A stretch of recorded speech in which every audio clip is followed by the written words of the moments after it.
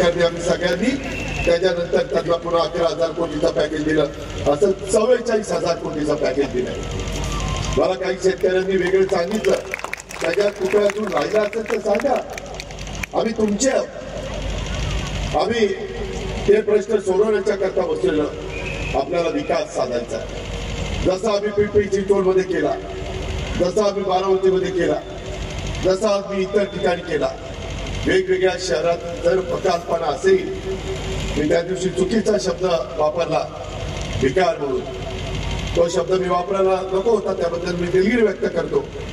परंतु बकालपणा, शहरामध्ये बकालपणा नसला पाहिजे. शहर कुठलंही असेल त्याच्यामध्ये सगळ्यांना योग्य पद्धतीच्या सुविधा मिळाल्या पाहिजे, स्वच्छ चांगलं पाणी मिळालं पाहिजे. पाणी खराब मिळालं तर त्याच्यात रोगराई पसरते. अंडरग्राऊंड ड्रेनेज पाहिजे, अंडरग्राऊंड ड्रेनेज नसेल तर डासांचा प्रादुर्भाव होतो. त्याच्यामध्ये कुठेही चुकीची झाडं वेडाबाबळी वगैरे आल्या तर त्या काढल्या पाहिजे, तिथं स्वच्छ केलं पाहिजे, चांगली झाडं लावली पाहिजे, देशी झाडं लावली पाहिजे. ते करता येतं. वेगवेगळ्या योजना आहेत. राज्याने पण यंदा